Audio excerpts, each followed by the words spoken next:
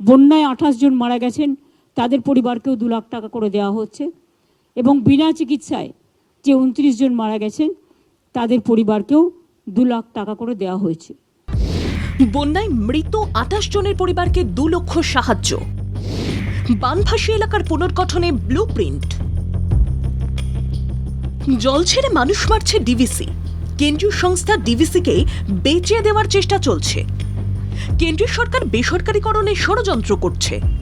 বানভাসী বীরভূমে দাঁড়িয়ে আবারও ম্যানমেড বন্যার কথা তুলে ধরে সোচ্চার হলেন মুখ্যমন্ত্রী মমতা বন্দ্যোপাধ্যায়। তিনি অভিযোগ করেন 2 বছরের ওপর জলাধার ড্রেজিং না করেই জল ছেড়েছে ডিভিসি। তাই বন্যায় বিপন্ন মানুষদের সর্বতোভাবে পাশে থাকার জন্য প্রশাসনের কর্তাদের নির্দেশ দিলেন মুখ্যমন্ত্রী।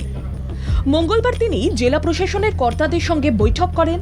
উচ্চ পর্যায়ের বৈঠকে হাজির ছিলেন জেলা শাসক বিধানচন্দ্র রায়, পুলিশ সুপার রাজনারায়ণ মুখোপাধ্যায় সহ নানা স্তরের জনপ্রতিনিধিরা।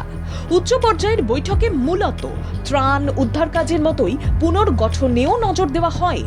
1,70,000 কোটি টাকা কেন্দ্রীয় বঞ্চনা ও কেন্দ্রীয় চক্রান্ত সত্ত্বেও রাজ্য দুর্গতদের ঘুরে দাঁড়ানোর পথে সাহায্য করতে চায়। বৈঠকের পর বন্যায় মৃতদের পরিবারকে 2 লক্ষ টাকা করে অর্থ সাহায্য দেওয়ার কথা মুখ্যমন্ত্রী ঘোষণা করার পর সার্বিক পুনর্গঠনের কথাও উল্লেখ করেন। 50 লক্ষ বাড়ি তৈরি হয়েছে, আরো 50 লক্ষ হবে। 11 লক্ষ বাড়ির প্রথম কিস্তির টাকা ডিসেম্বরে।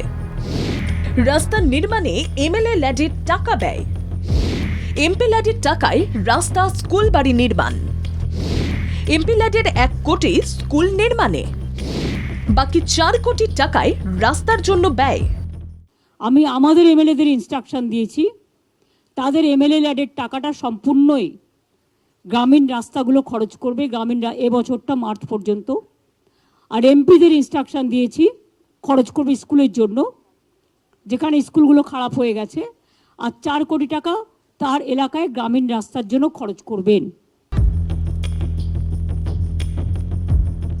একই সঙ্গে মুখ্যমন্ত্রী ঘোষণা করেন 13 বছরে 50 লক্ষ বাড়ি হয়েছে, আরো 50 লক্ষ বাড়ি তৈরি করে দেবে রাজ্য সরকার।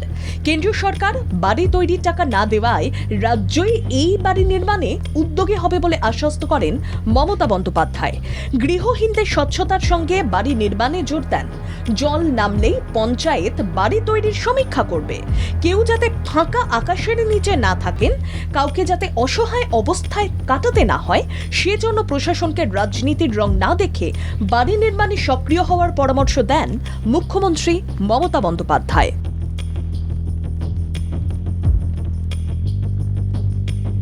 ব্যুরো রিপোর্ট, বাংলা জাগো।